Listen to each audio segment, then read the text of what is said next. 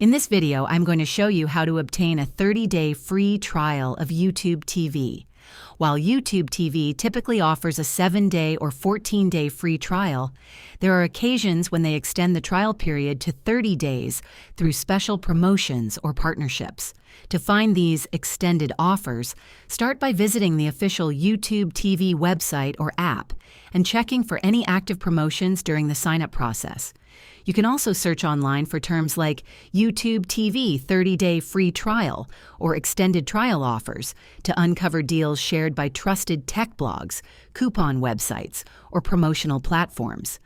Additionally, keep an eye on your email inbox if you're subscribed to Google or YouTube newsletters, as they sometimes send exclusive 30-day trial codes.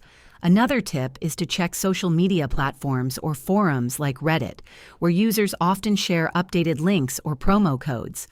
Once you find a valid 30-day offer, sign up using the provided code or link and ensure the trial length is reflected in your account details.